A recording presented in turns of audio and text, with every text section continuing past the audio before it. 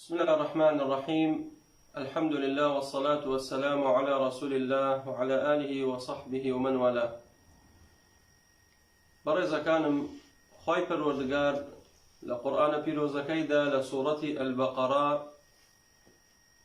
بومان باسی گرنگی نوێژەکات کە نوێژ چەندە گەورەیە لای خوای پەروەردگار.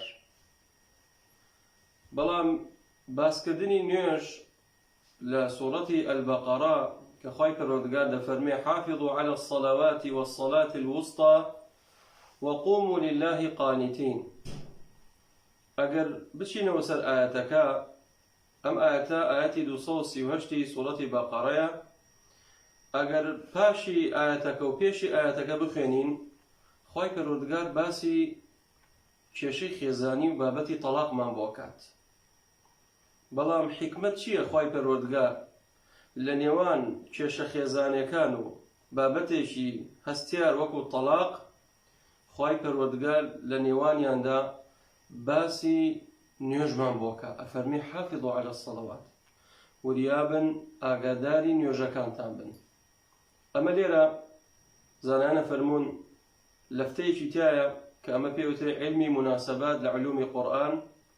مناسبەی ئەم ئاەتە و لە بینی ئاەتەکانی تەلاق لەم سوورەتە پیرۆزە خوای پەروەردگار پێمان دەڵێ ئەی ئینسان، تۆ هەر کێشەیەکت هەبێ، لە هەر ناڕەحەتیەکا بی، لە هەر بەڵاو موسیبەتێکدا بی، تەنانەت بگاتە ئەو کاتەی کەوا کە خەریکی ئەوەی کێشەی خێزانت هەیە وا لەگەڵ خێزانتە جیابیتەوە بابەتی تەلاق لە پێشەوەیە، تۆ نابێت دەستبەرداری نوێژەکەت بی، تۆ نابێت نوێژەکەت ئیهمالکەی، یان تاخیری بکەی، یان نەیکەی، یان نەچی بۆ جەماعەت بە کۆمەڵ لەگەڵ موسڵمانان لە مزگەوت نەیکەی. نا، حافظوا على الصلوات، بەگشتی هەموو نوێژە فەرزەکان مداومەت هەبێ لەسەری، پارێزگاری لەسەر بکە. نەک نوێژێ بکەی دوان نەکەی وەڵام من لە ناو کێشەیە، من لە ناو گرفتام، تاقەتم نییە و بێزارم و ناڕەحەتم و تووشی بەڵا بوومە و تووشی موسیبەت بوومە. نا، خوای پەروەردگار پێمان دەڵێ هەرچەندە بەڵاکەت گەورە بێ، هەرچەندە موسیبەتەکەت لە ناو ناڕەحەتیەکا بی، بەڵاکانی تۆ لە بەرامبەر بەڵای ئەوەی کەوا تۆ واز لە نوێژەکەت بێنی، وەڵاهی ئەوەیان زۆر گەورەترە. بۆی پێغەمبەری خوا صلی الله عليه وسلم فەرموو اللهم لا تجعل مصيبتنا في ديننا. یا ربی خوای موسیبەتمان لە دینەکەمان نەبێ.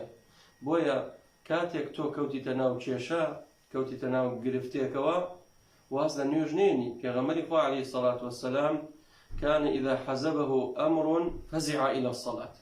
پێغەمبەری خوا صلی الله عليه وسلم ناڕەحەتیەک ڕووی تێ بکردایە، وازی لە نوێژە هاورد، ناچوو بۆ جەماعەت، نوێژەکەی تاخیرە کرد. نا، فزع إلى الصلاة، یەکسەر پەنایە بردە نوێژ. واستعینوا بالصبر والصلاة، دەی ڕەحمەتی خوای گەورەتان لێبێ. حافظوا على الصلوات والصلاة الوسطى، بەتایبەت نوێژی عەسر لای هەندێک لە زانایان فەرموون نوێژی بەیانیە. بۆیە با پارێزگاری لەسەر ئەم پێنج نوێژە فەرزە بکەین و هەر کێشەیەکمانە بێ، هەر مەشغەڵەتێکمانە بێ، هەر تیجارەتێکمانە بێ، هەر کەسابەتێکمانە بێ، ماڵمان هەبێ، خێزانمان هەبێ، منداڵمان هەبێ، نەمان بێ، نابێت دەستبەرداری نوێژەکانمان بین. وصلى الله وسلم على نبينا محمد وبارك الله فيكم.